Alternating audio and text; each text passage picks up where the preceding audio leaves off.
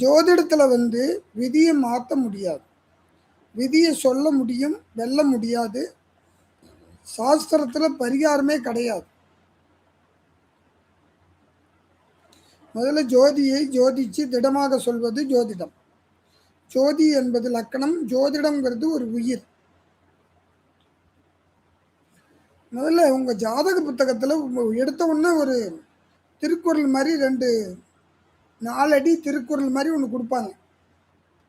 ஜனனி ஜென்ம சவிக்கானம் வத்தனகுல சம்பந்தமாம் பதவி பூர்வ புண்ணியானாம் லெக்தே ஜம்மன் பத்திரிக்கா. நீங்கள் பிறக்கும்போதே உங்களுடைய கர்ம வினை எழுதப்படுகிறது. இதை எழுதுறது யாருன்னா நமக்கு மேலே உள்ள இறைவன். ஜோதிடங்கிறது ஒரு வழிகாட்டி. விதிக்கப்பட்ட விதியை இனிமேல் மாற்ற முடியாது. உங்கள் ஜாதகத்தை சரியாக எந்த ஜோதிடராவது கணிக்கணும்னா கணிச்சு சொன்னால் அது சரியாக இருக்கும். எந்த ஜோதிடராக இருந்தாலும், ஆமாம், எந்த ஜோதிடராக இருந்தாலும் அவங்க சரியாக உங்கள் ஜாதகத்தை கணிச்சாங்கன்னா சொல்லலாம். கோச்சாரங்கிறது பொய். இந்த உலகத்துக்கு நடக்கிற நன்மை தீமையை தான் சொல்லும்.